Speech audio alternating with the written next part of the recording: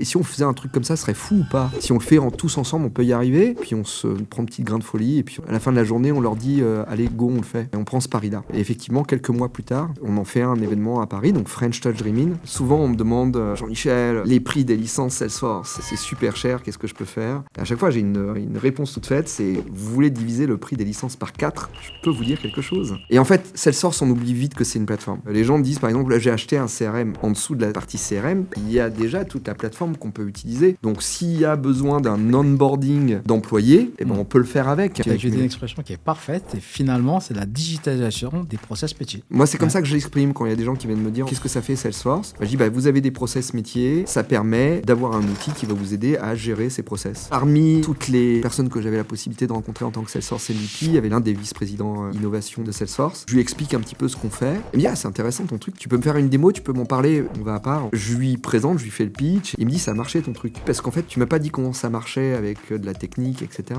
Tu m'as juste expliqué tous les problèmes que les gens ils avaient et tout ce qu'ils allaient pouvoir faire et à quel point ça allait répondre à ce problème-là. Bonjour à tous et bienvenue dans ce nouvel épisode de Salesforce People. Je me présente, je m'appelle Abalash, expert Salesforce depuis plus de 10 ans. J'interviens en tant que chef de projet, intégrateur et formateur. Dans ce nouvel épisode, je suis ravi de recevoir une personnalité de l'écosystème Salesforce, connu en France et dans le monde entier, un MVP Hall of Fame, l'un des fondateurs de l'événement à Paris French Touch Dreaming et également le CEO de l'application présente sur l'App Exchange SharingPix. Bienvenue Jean-Michel. Merci de ton accueil en tout cas et merci de l'invitation, ça fait plaisir.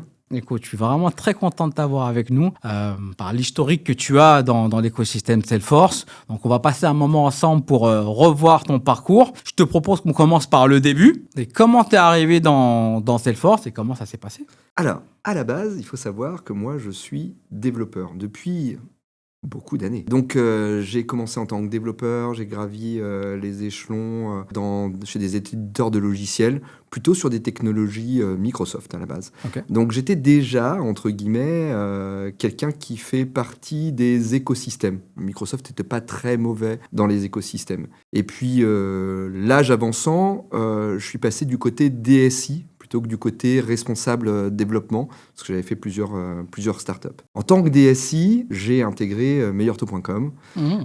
Et à Meilleurtaux, il y avait, comme souvent dans les startups, autant de briques différentes qu'il y avait de gens qui s'en étaient occupés. Il fallait un petit peu urbaniser tout ça. Et donc, c'est là qu'on a fait un petit peu une étude de marché pour regarder ce qu'il y avait, ce qui était disponible. Alors, je connaissais déjà Salesforce de nom, forcément. Mais c'est la première fois où j'ai vraiment appréhendé tout ce qu'il y avait autour de Salesforce. Je te cache pas que je suis tombé très vite dedans.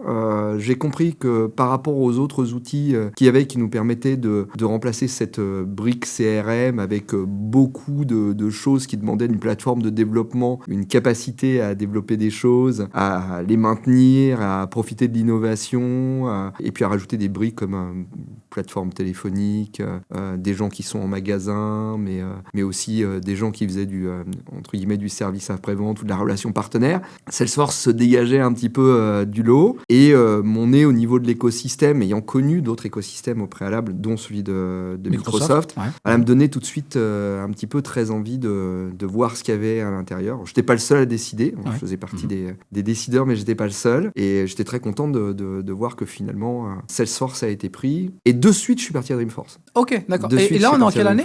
Alors là on doit être entre 2010 et 2011. Ok. Donc ça fait déjà un petit moment. Ça fait déjà un petit moment. Ouais. C'est clair. Ok. Et Salesforce c'était déjà dans une maturité où on sentait que le produit était déjà dans sa deuxième évolution, on va dire, avec des interfaces qui ne sont plus du tout celles qu'on a aujourd'hui. Mais c'était des interfaces classiques. Non, c'était pas encore Lightning. On était complètement en classique, mais avec des choses qui étaient vraiment personnalisables. On sentait qu'il y avait vraiment une volonté de faire du no-code d'un côté, mais aussi du low-code, et d'apporter cette puissance. Là, derrière, en tant que développeur, je sentais bien que ça valait vraiment le coup de s'investir à l'intérieur. Ah, tu pouvais t'amuser. Tu savais que t'allais à un playground sur lequel tu pouvais faire des choses, quoi. Voilà, et puis c'est toujours bien aussi de se dire, je peux faire du développement aux endroits où j'ai besoin de faire du développement, parce que c'est pas prévu, parce que on peut pas tout prévoir. Et en même temps, sur le mainstream, je suis capable d'aller construire des choses sans risquer de mettre à mal les futures versions, les éléments qui demanderaient des efforts de maintenance ou de regarder comment on va devoir faire pour monter dans les versions, ou ce genre de choses-là. Et on était quand même dans un sujet avec un spectre fonctionnel qui était hyper large, et dont il fallait se soucier. C'était le bon choix à l'époque. Bon, aujourd'hui, je m'en félicite. Je veux dire ça. Ouais, un très bon choix. Mais j'ai senti un peu les mêmes choses que toi. Alors, peut-être pas en 2010, mais juste un tout petit peu après. Et pareil, comme toi, en fait, j'étais sur un autre écosystème. J'étais sur SAP, rien à voir. Mais en fait, sur SAP, j'avais le sentiment d'avoir loupé le train. Et puis, je me suis dit, bon, la prochaine solution qui va un peu révolutionner le marché, il faut se mettre dessus. Et c'est vrai que Salesforce, je l'ai senti dessus. Mais juste pour revenir par rapport à ce choix et à cette étude-là que tu as faite, en 2010, il n'y a pas énormément de solutions aussi dans le cloud. Alors non, c'était la seule qui était dans le cloud. Voilà. Les autres étaient on-premise. Les autres, c'était que des solutions on-premise. D'ailleurs, Salesforce m'a beaucoup utilisé à l'époque pour aller plaider la bonne cause du cloud, parce que j'étais un des DSI sur le marché de Paris qui avait tout mis sur le cloud. Chez un pure player. Oui, on en avait d'un côté, on avait la messagerie avec la première mouture d'Office 365 qu'on avait adoptée aussi, où tout le monde nous prenait pour des tarés complets. On avait la solution Salesforce avec l'ensemble des éléments qui étaient mis sur le cloud. Et puis on avait même une partie téléphonie qui était en partie aussi avec des choses distantes. Alors c'était pas vraiment complètement sur le cloud, mais c'était pas totalement on-premise. Et les gens n'arrêtaient pas de me dire, mais tu te rends pas compte, d'un point de vue sécurité, qu'est-ce que ça représente? C'est le premier argument, ça, effectivement. Oui, alors à chaque fois, moi, j'avais une réponse très très simple à cela, c'est, oui, je comprends très bien. D'ailleurs, vous êtes combien à vous occuper de la sécurité dans votre grande entreprise française? La plupart disaient, ouais, on est 4, on est 5, super fiers. Je dis, oui, du coup, moi, Salesforce, je crois qu'ils sont plusieurs centaines, s'occuper de la sécurité déjà à l'époque. Donc, je pense que je préfère mettre les données chez eux que de mettre mes données chez toi. Un peu plus robuste. C'est toujours pareil, quand on centralise les compétences, on a un petit peu plus d'éléments. Puis, bon, on le voit encore dernièrement avec les actualités sécuritaires autour de Salesforce, avec les attaques, etc. Bon, quand on creuse un peu, on se rend compte qu'on est plus sur du social hacking avec des comportements humains que sur des défauts technologiques et des mauvais choix technologiques. Donc je trouve que c'est très intéressant que tu parles de ce sujet-là, parce que dans l'écosystème aussi, je travaille avec plusieurs gens utilisateurs, et ça les a fait un peu peur, cet événement qu'il y a eu il y a peu de temps. En fait, il y a eu 2 hacks finalement sur cette année. Mais tu as raison de le préciser, c'était dû à des personnes. Enfin, c'est rentré par des personnes. La technologie en tant que telle, de la hacker, ça me semble un peu compliqué. Maintenant, passer par des personnes, c'est le hacking qui marche le plus aujourd'hui dans le monde. Voilà, bon, on a quand même une application qui a été remplacée, qui est une application qui normalement doit être téléchargée sur le site de Salesforce et auprès de ce qui est trusté. Mais en même temps, ça passe par, entre guillemets, le mauvais comportement sécuritaire des gens, plus que par des défauts de sécurité de la plateforme qui, sur ce point-là, est plutôt un des piliers sur le marché. Donc, et puis, c'est leur première core value, le trust. Donc, absolument. Donc voilà, moi aussi, je trouve que c'est important d'en parler, parce qu'autour de moi, ça fait beaucoup de bruit. Et à commencer à se dire que finalement, Salesforce, c'est peut-être quelque chose qui est... Le cloud n'est pas sûr. Voilà, le cloud n'est pas sûr. Finalement, est-ce qu'on a bien fait de mettre toutes nos données dans un endroit qui n'est pas sécurisé? Est-ce que j'ai bien fait de donner mes données à ma banque aussi, qui parfois se fait hacker? C'est vrai. Donc, non, mais on est sur des choses effectivement qu'il faut recentrer, surtout sur le grand public, plus que sur parce que sur les gens qui connaissent un peu regardent. Et puis on est aussi dans un monde où le monde du blog et du nombre de clics ou de la petite vidéo qui passe, c'est toujours mieux de dire je vais parler de Salesforce qui s'est fait hacker que de dire je vais parler des comportements à risque. Lorsqu'on est admin, c'est pas bien de télécharger une appli n'importe où. Voilà. C'est vrai.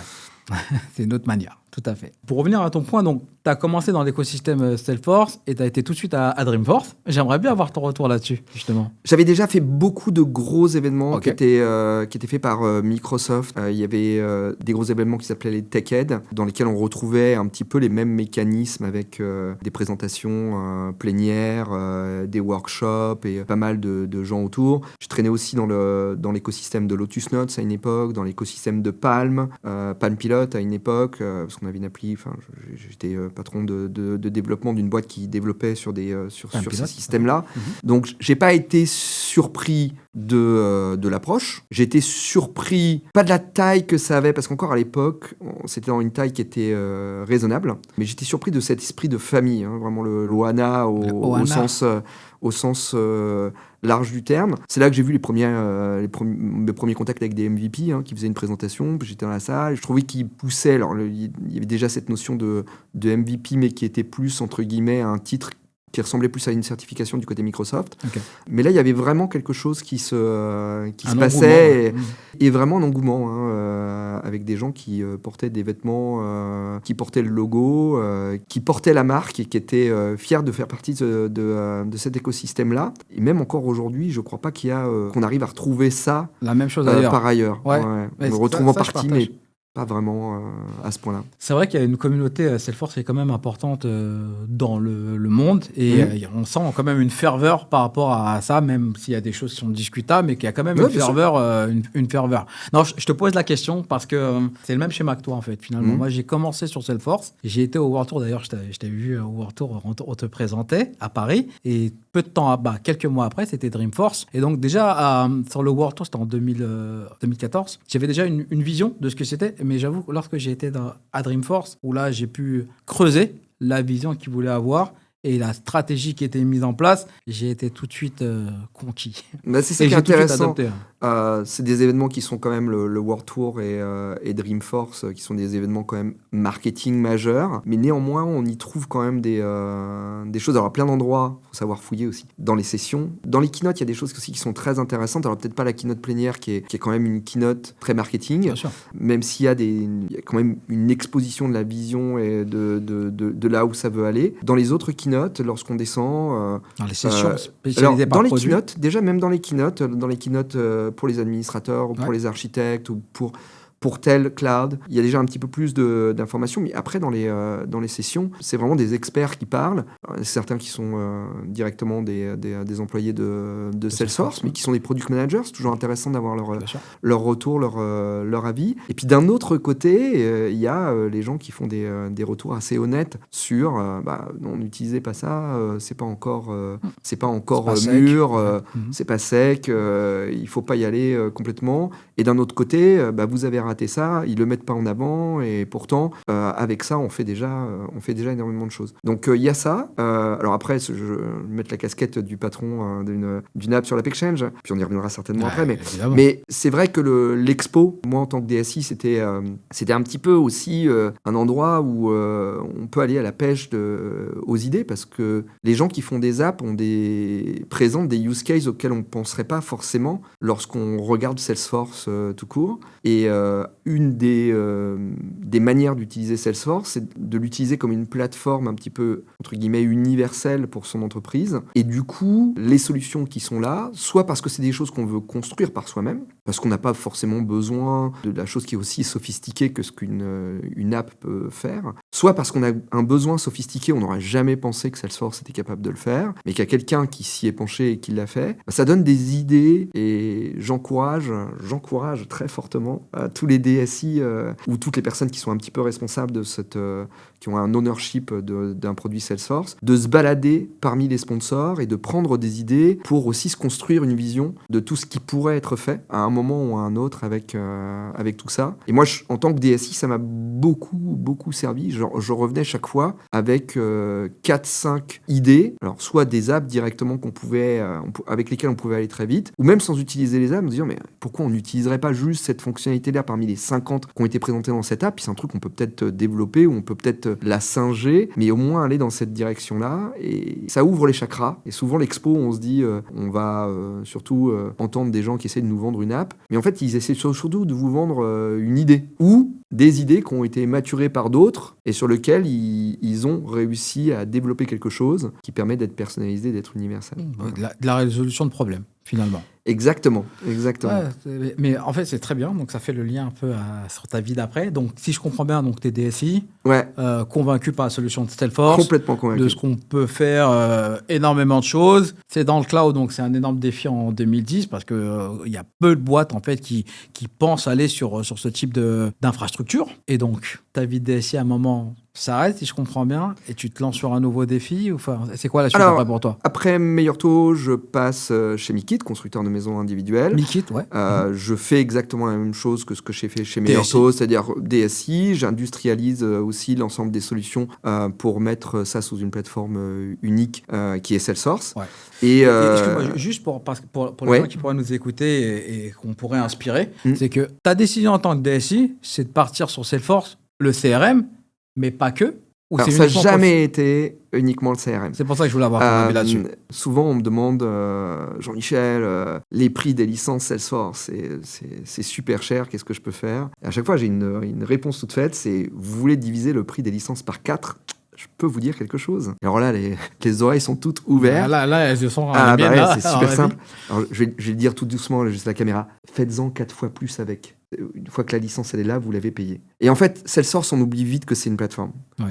Donc les gens me disent par exemple, là, j'ai acheté un CRM, mais en fait, en dessous de la partie CRM, il y a déjà toute la plateforme qu'on peut utiliser. Donc s'il y a besoin d'un onboarding d'employés et d'un process, eh ben, on peut le faire avec. Plutôt que de le faire à côté avec quelque chose qui va coûter des sous, qui va devoir être maintenu, qui va peut-être aussi devoir avoir un nouveau directory d'utilisateurs, avec la maintenance entre plusieurs directory d'utilisateurs, avec toutes ces complexités-là. Alors que si on le fait dans Salesforce, on a déjà une gestion de droit, on a déjà un accès, on a déjà des flux. Très forte chance qu'à un moment ou un autre, un nouvel arrivant soit aussi un utilisateur Salesforce dans ce cadre-là.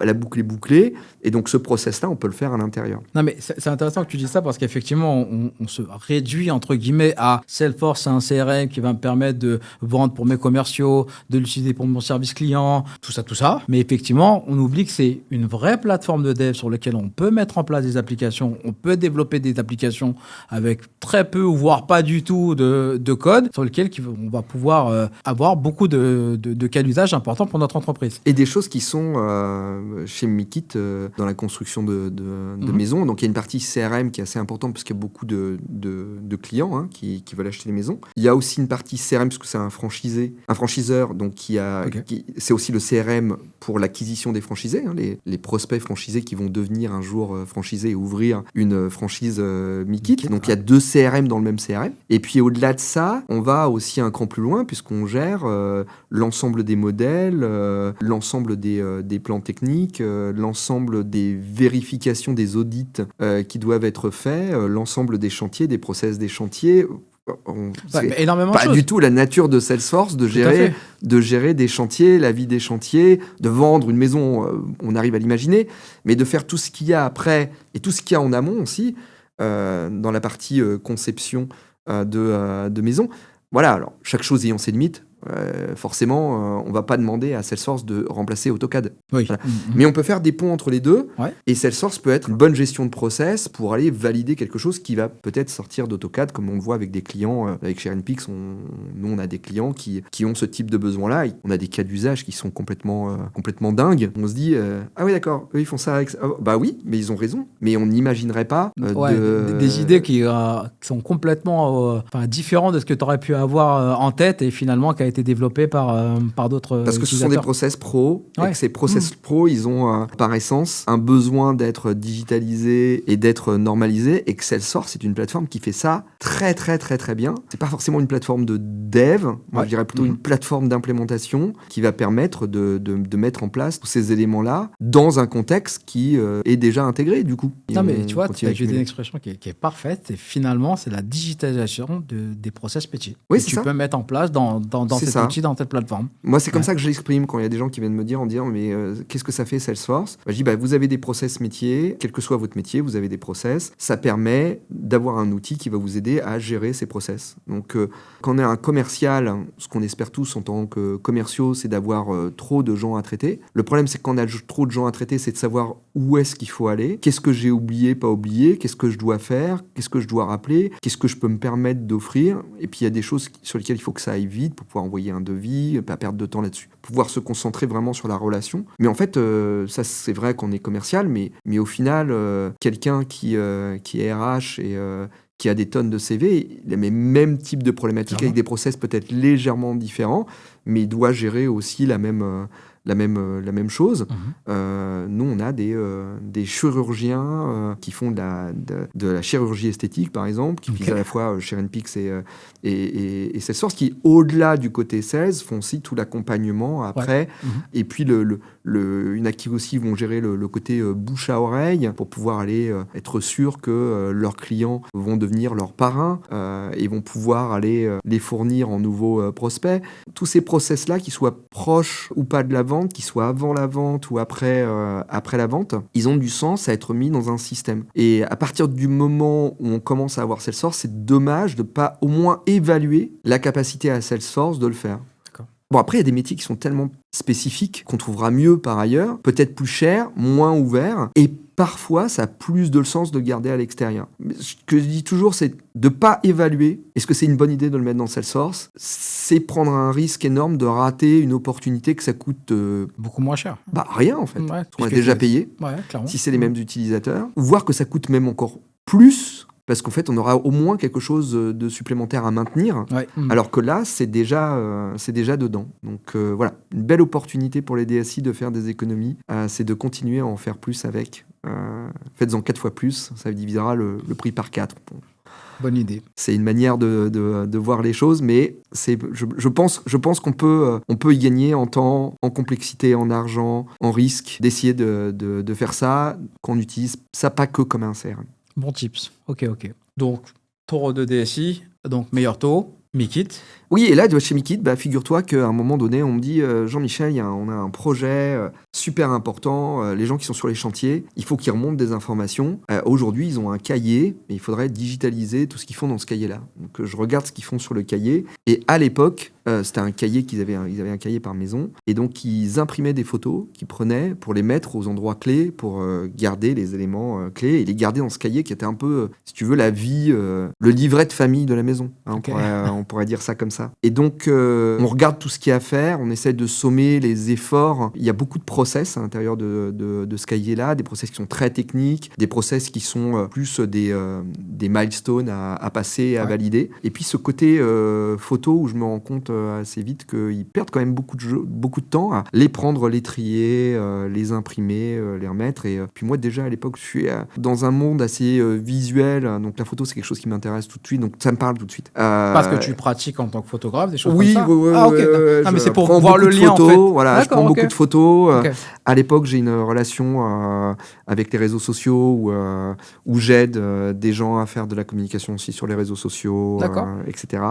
Dans des choses qui sont toujours aussi très visuelles. Et donc, ça me parle. Bon, ça me parle. Je prends le truc à bras-le-corps. Avec mon partenaire, on s'entend super bien et on se dit comment on pourrait faire pour avoir de la prise de photos, qu'est-ce qu'on pourrait faire avec. On essaie d'être un petit peu plus ambitieux, c'est-à-dire de se dire, mais si la personne sur le chantier, elle prend des photos, et de temps en temps, elle prend des belles photos, ces photos, on va peut-être aussi pouvoir les utiliser d'un point de vue marketing en interne, mais aussi, on va peut-être pouvoir laisser le client l'utiliser, cette photo, sur les réseaux sociaux et l'encourager à le faire pour que ça fasse de la pub. Voilà. Et donc, on part sur un projet et on développe quelque chose qui est basé sur une architecture qui contient du Salesforce. Dans Salesforce, on se rend vite compte que la photo, ça va être compliqué de mettre toutes les fonctionnalités de photo à l'intérieur. Donc, on fait une couche avec de l'Heroku, une couche avec de l'Amazon S3 pour gérer le stockage, parce que le stockage Salesforce, c'est pas donné. Et donc, ça, il faut le dire.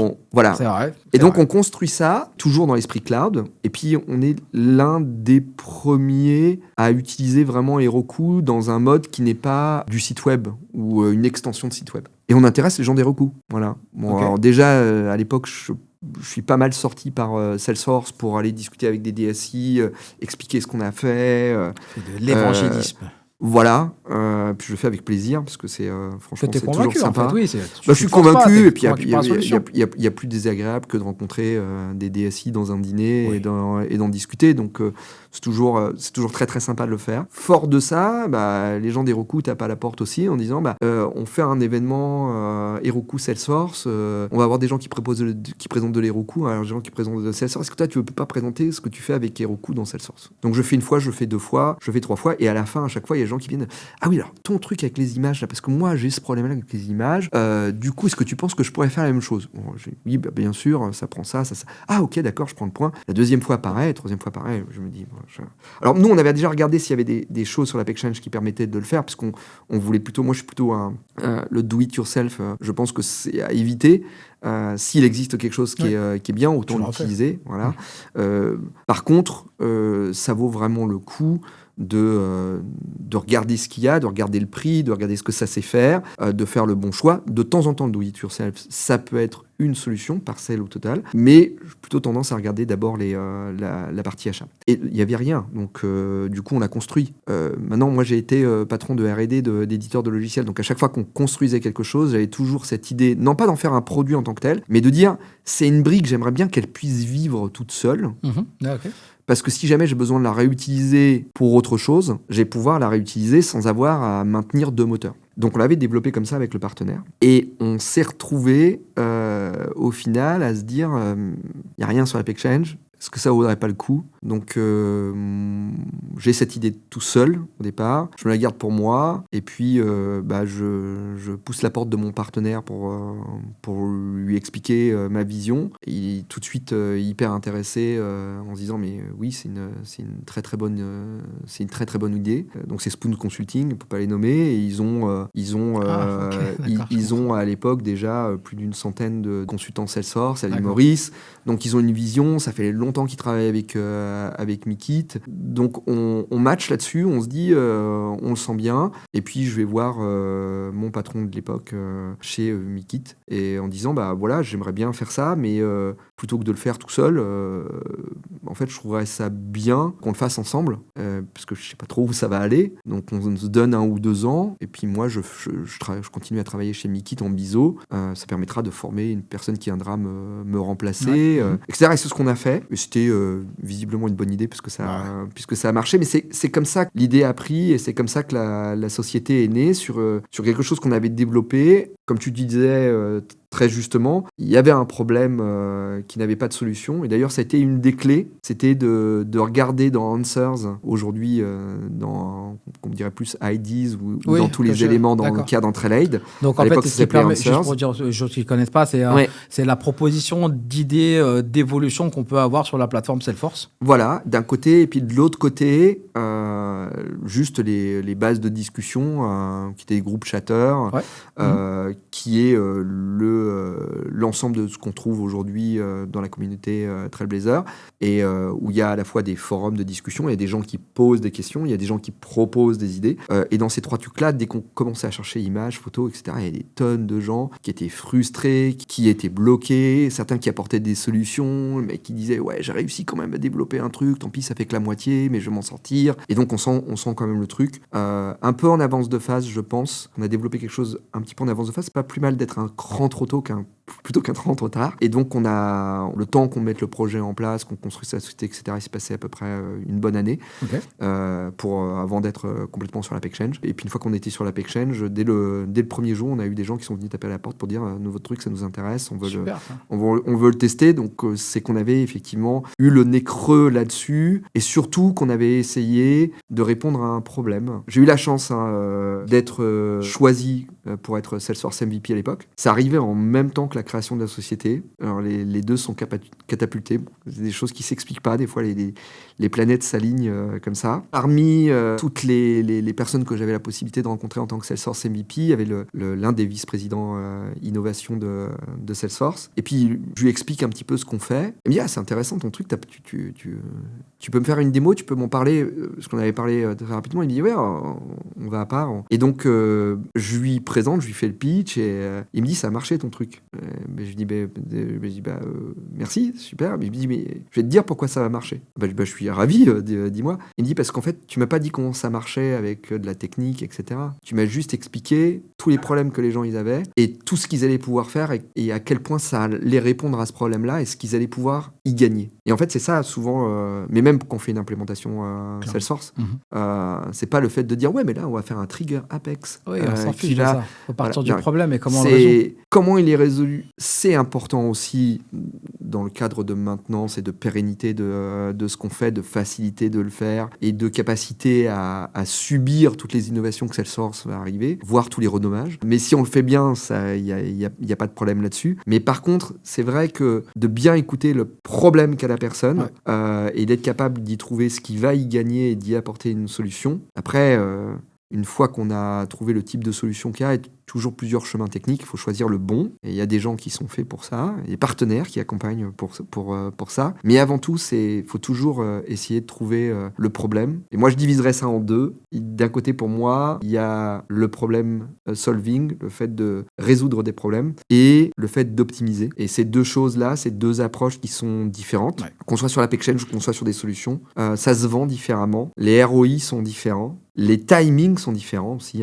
Quand on sait optimiser un process pour que ça coûte 10 fois moins, on peut aller toquer à la porte de n'importe qui à n'importe quel moment. Il sera toujours ravi que ça fasse 10 fois moins. Il faut qu'il ait le temps d'y passer. Mais si ça coûte 10 fois moins et qu'il dépense 1 million, il va être content de gagner 900 000 euros tout de suite. C'est rentable. Par contre, quand on est sur un cas de problème solving, il faut qu'on arrive au moment où la personne a le problème. Donc là, on est plus adossé aux gens qui sont capables de rencontrer ces problèmes-là, donc aux gens de Salesforce, aux consultants, mais aussi aux gens en interne. Donc il faut les éduquer, il faut leur ouvrir les chakras sur oui, c'est possible, et le jour où vous avez besoin de ça, il y a des experts qui sont là pour vous accompagner. Donc c'est un petit peu ce qu'on a fait avec ShareInPix. Le succès de ShareInPix, c'est aussi cette démonstration d'expertise à coup de je vous donne beaucoup de tips gratuits en vous montrant qu'effectivement nous on est experts et qu'on a bien compris tout ce qui tourne autour de tout ce qui est visuel à l'intérieur de Salesforce.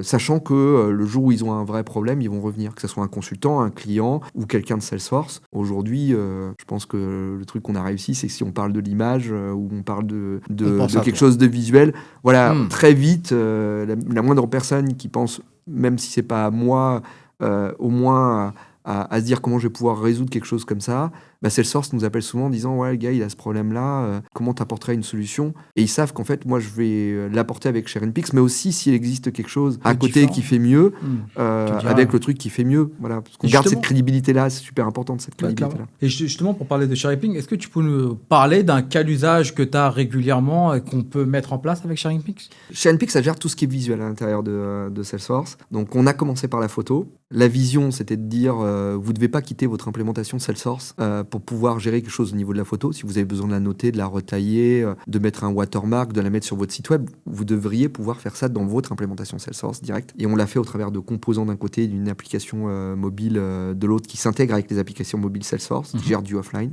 Et puis après, on a été sur beaucoup plus de médias. Donc de la photo, de la vidéo, des plans, des vues aériennes, de la reconnaissance 3D avec le lidar, avec ce qu'il y a à l'arrière d'un iPhone, etc., etc., etc. On a mis bien entendu de l'intelligence artificielle aujourd'hui qui n'en met pas. Et aujourd'hui, on a un formulaire parce qu'on est très proche des gens terrain. Donc on en revient un petit peu à ce qu'on avait vécu chez Meekit. Le cahier, là, chez Meekit, ils sont en train de le refaire avec les formulaires que font maintenant ShareInPix, qui mêlent un petit peu toutes ces expériences visuelles et aussi tous les éléments qu'on peut rentrer. Alors dans les use cases marrants, c'est que on a des gens qui vendent des arbres au Canada. Donc tu vois la taille des arbres au Canada. Ouais. Donc quand ils vendent un arbre, amener un arbre d'un endroit à un autre, le replanter, t'imagines le prix d'un arbre. Essaye d'imaginer la dernière fois où tu as été dans une jardinerie pour regarder le prix d'un olivier. D'accord, tu vois le prix d'un olivier. Ouais, okay. C'est pas donné. Hein. Non. Donc imagine le mec qui achète un petit séquoia.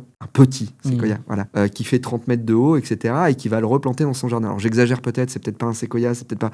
Mais c'est des ordres d'idées de grandeur, c'est plusieurs dizaines de milliers d'euros ou de dollars dans ce cas-là. Et donc, ces gens-là, ils font du suivi de la bobologie de ces arbres-là, parce qu'en fait, ils vendent, entre guillemets, le fait que l'arbre ne meurt pas, sinon ils le remplacent à leurs frais. Ok. Donc, il y a tout l'acte de vente, etc. Mais il y a aussi le fait que les gens, les propriétaires des arbres, vont prendre des photos de l'arbre dès qu'il y a quelque chose qui ne va pas, pour dire mon arbre, il commence à avoir des feuilles oranges.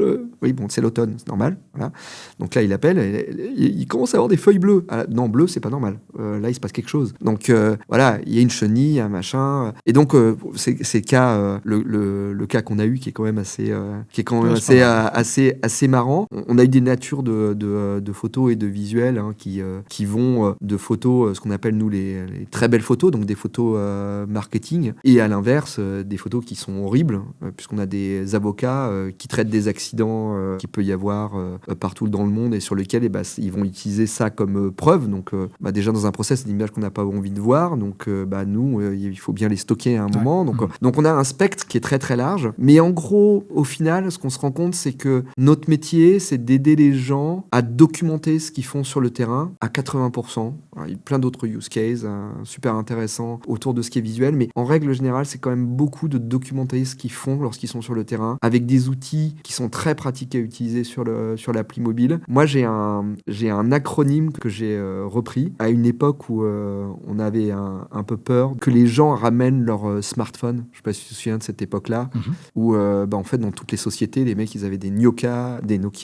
à clapet.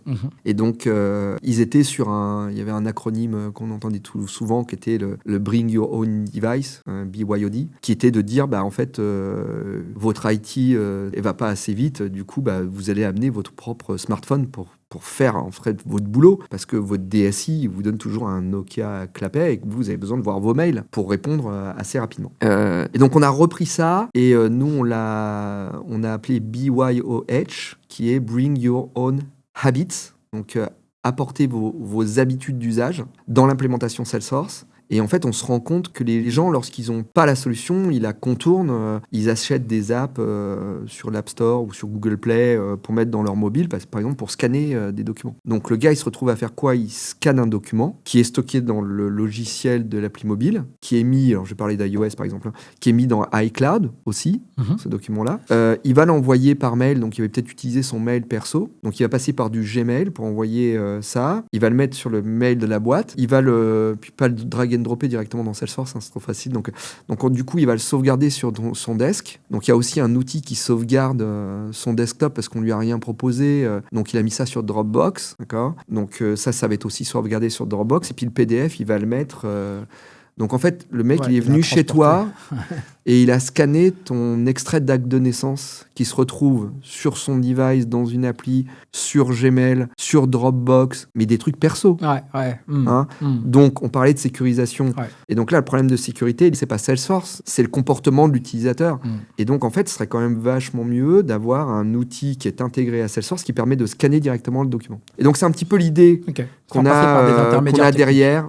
C'est de dire, on va aller prendre toutes les habitudes. Parce que les gens qui sont sur le terrain, ils ont quelque chose à faire. Ils sont malins, les gens. Ils ont un cerveau. Ils l'utilisent. Et quand on leur offre pas, ils trouvent des moyens détournés de le faire. Ouais, clairement. Et c'est bien de s'en inspirer et d'intégrer ça dans les implémentations Salesforce. C'est un petit peu le métier de ShareInPix, si j'essaie de le traduire. C'est ça, et puis de rendre en fait 4 personas heureux. Et moi, j'y tiens beaucoup à ça. Alors bien entendu, l'utilisateur, parce que si l'utilisateur il n'est pas heureux, il n'utilise plus, il n'y a pas d'adoption. La personne qui prend la décision ou qui a la responsabilité, c'est super important que lui il soit aussi heureux, parce que si lui n'est pas heureux d'avoir ton outil, il ne le garde pas. Mais il faut aussi que l'admin et l'architecte, qui peuvent être des personnes différentes ou les mêmes personnes, qui peuvent être extérieures, c'est aussi important qu'eux ils soient heureux. Et qu'ils soient à l'aise. Bah oui, parce qu'ils ont aussi une vie assez compliquée, et t'es là plutôt pour leur rendre plus simple cette vie-là que de la rendre plus compliquée. Donc voilà, donc c'est un petit peu le pari, c'est d'apporter des solutions malines à des implémentations visuelles pour lesquelles Salesforce n'est pas forcément fait.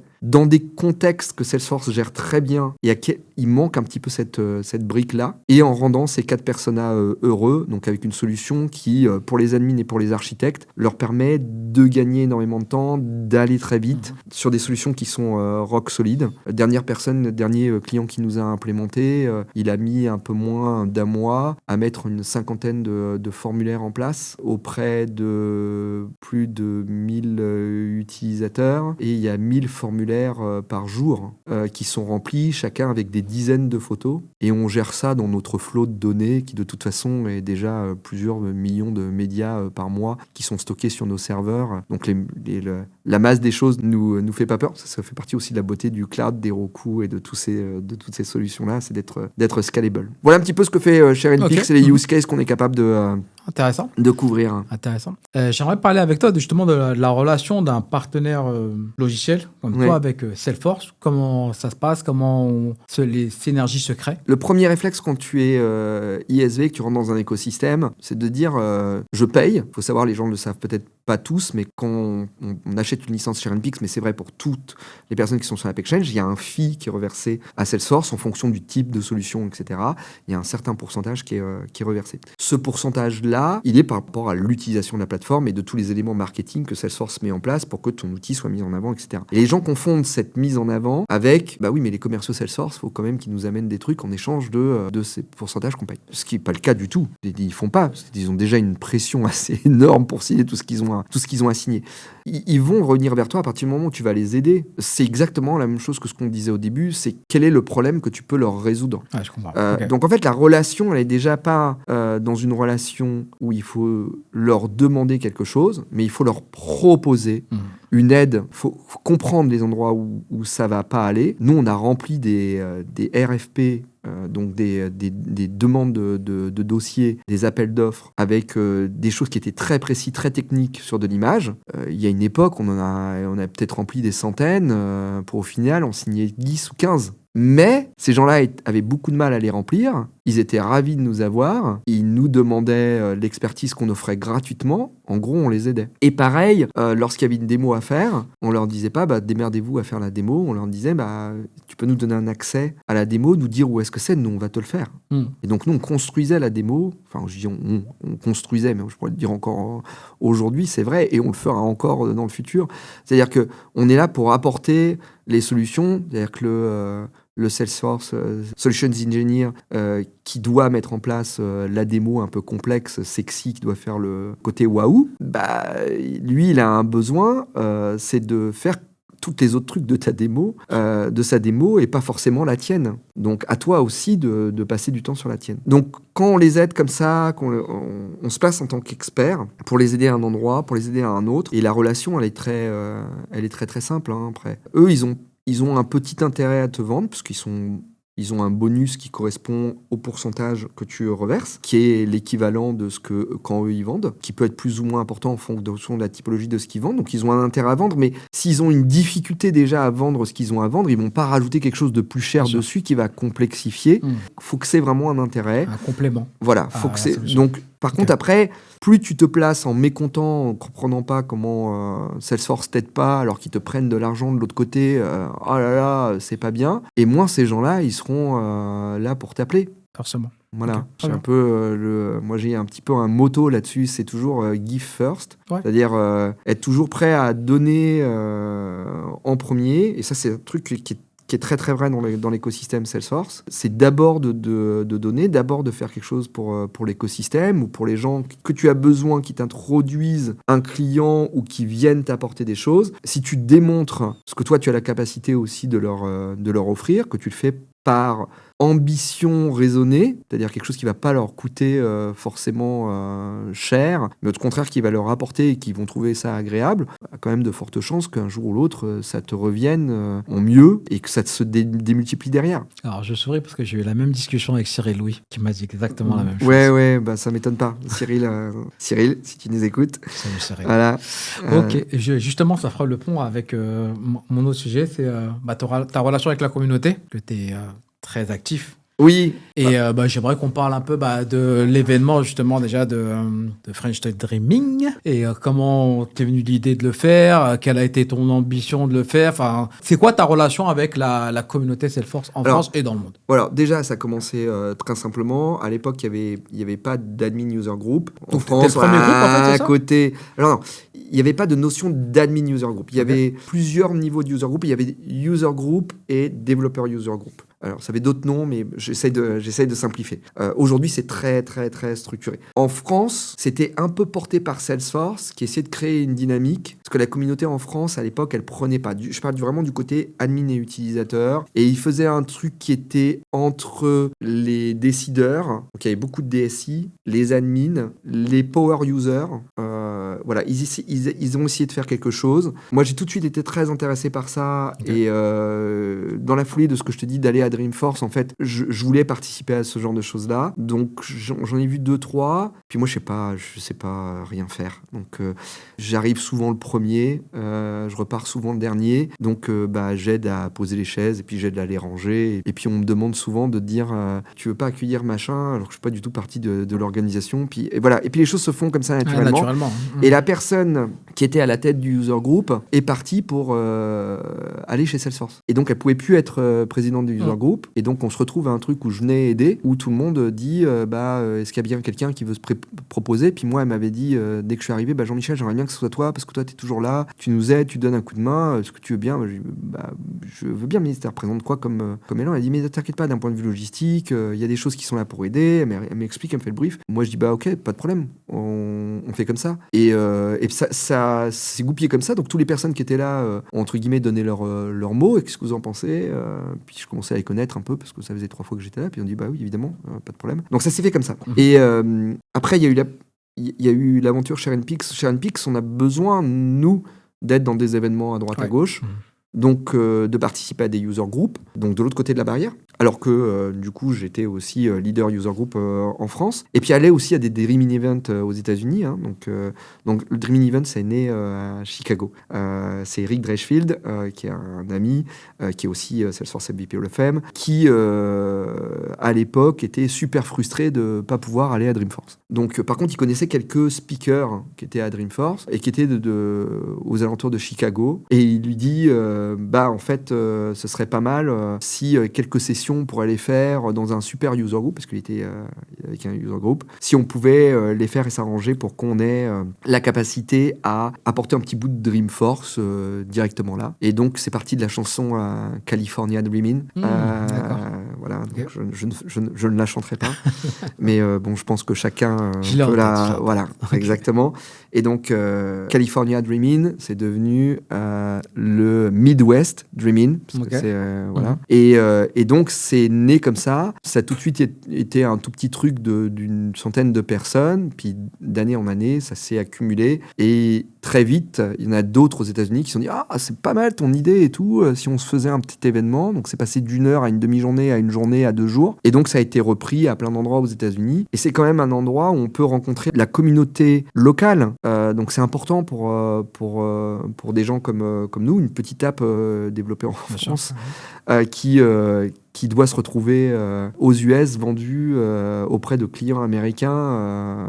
Quand ils voient arriver Jean-Michel, déjà rien que son prénom, ils savent pas le dire, avec son accent franchouillard lorsqu'il parle anglais. Bon, c'est compliqué. Donc il faut aussi être présent en local. Donc j'avais fait déjà pas mal de Dreaming Event. Puis il y a un événement qui se crée à Londres, où la communauté est très semblable à celle qu'on a aux États-Unis. Hein. Pour Salesforce, UK, c'est l'antichambre de l'Europe. Okay. C'est-à-dire que c'est vraiment la continuité des États-Unis. C'est un marché qui est énorme pour Salesforce. Et il y a une dynamique qui est très anglo-saxonne, donc qui est très compatible. Et donc, ils font un Dreaming Event. Alors, bien entendu, j'y vais parce que c'est des MVP, je les connais. Je suis speaker, mais Fabien Taillon, qui était speaker aussi. On était déjà un groupe. On était déjà pas mal à être là. Et il y a les représentants de la communauté, Salesforce, qui sont là et qui me disent « Mais Jean-Michel, on te voit partout dans les Dreaming Events, donc tu sais comment ça se passe, tu sais comment ça marche. Là, t'es encore à Londres. Paris, c'est pas loin. Ça marche à Londres, ça pourrait marcher à Paris. Tu trouverais pas quelqu'un pour faire ça ?»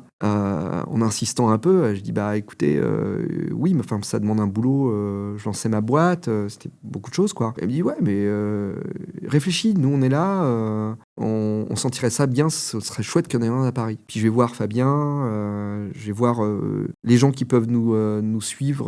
Donc il y avait Mohamed, il y avait Julie. Enfin voilà, on en discute avec les gens qui ont déjà des user groups, qui animent déjà des choses, avec lesquels on est très proches au final. Hein, et on se dit, et si on faisait un truc comme ça, ce serait fou ou pas? Si on le fait tous ensemble, on peut y arriver. Puis on se prend un petit grain de folie. Et puis à la fin de la journée, on leur dit, allez, go, on le fait. Et on prend ce pari-là. Et effectivement, quelques mois plus tard, parce que ça a été vite, quelques mois plus tard, on en fait un événement à Paris, donc French Touch Dream-In, qui dure toute une journée. C'est la même chose que ce qu'on a dans tous les événements Salesforce. Dream Event, donc les éléments de la communauté. Donc une keynote au début, des sessions entre, un démo jam, qui est un espèce de concours d'app où chacun en 3 minutes doit faire une démonstration épatante et amusante, passionnante de son app. C'est un truc que moi j'adore faire, très compétiteur, et puis j'aime bien le moment sur scène à faire rigoler les gens autour de ça, c'est assez sympa. Et puis derrière, encore des sessions, et le soir une keynote qu'on essaye de faire un peu plus inspirante, où il y a des gens qui sont pas là pour faire du marketing, mais qui sont là plus pour parler soit de leur parcours, etc. D'essayer de faire une bonne action aussi au travers de ça. Donc on a donné de l'argent à pas mal de choses, à Refuge par exemple, qui aide les personnes homosexuelles ou de la communauté LGBT qui se retrouvent en tant que mineurs mis dehors par leurs parents. Il y a des parents qui font ça.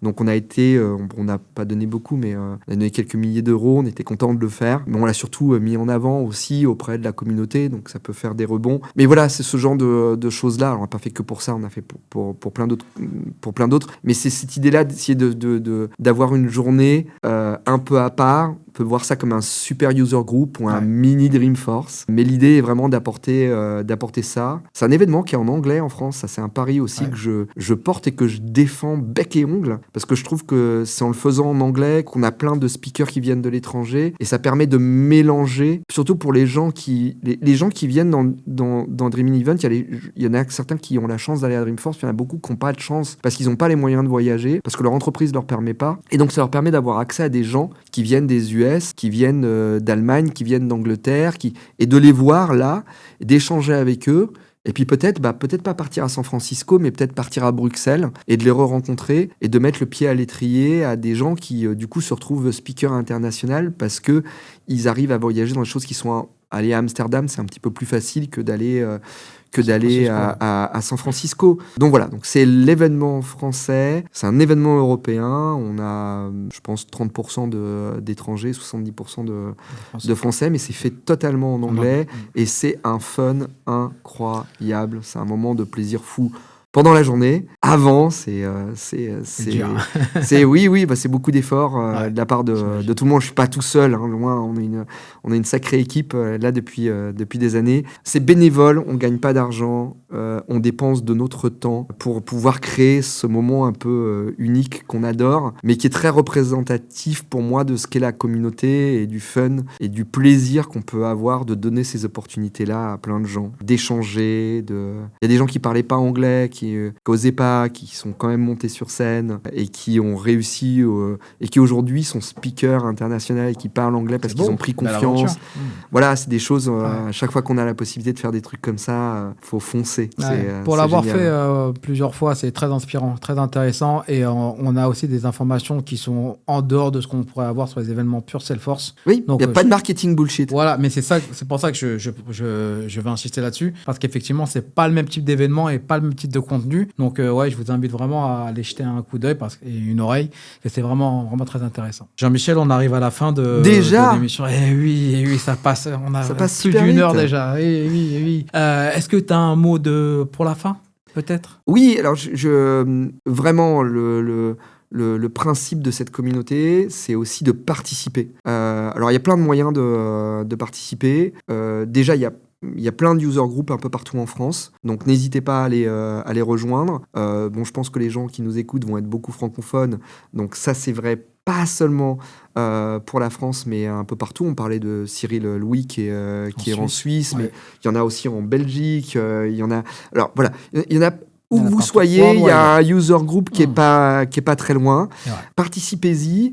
Vous allez voir rapidement aussi qu'on va vous demander aussi de faire des présentations, de partager votre expérience, au moins de lever la main et d'échanger. C'est déjà un moyen de partager les choses. Give first, c'est un peu cet écosystème, il permet à partir du moment où on participe de faire que des événements comme French Touch Dream In puissent avoir lieu. Parce que nous, s'il n'y a pas les gens qui viennent, qui achètent des billets, il n'y a pas les sponsors qui sont intéressés d'avoir ces gens en face et on ne peut pas créer ça pour la communauté. Donc c'est participer. Vous allez apprendre, vous allez rencontrer des gens fabuleux avec des parcours fabuleux. Vous allez être passionné et un jour, je suis sûr, vous allez devenir passionnant. Voilà. Donc faut pas hésiter, faut y aller, faut foncer. Merci beaucoup, Jean-Michel. Mais de rien. Merci à tous. À très bientôt. N'oubliez pas de vous abonner et on se revoit très vite. Ciao tout le monde. Merci, au revoir.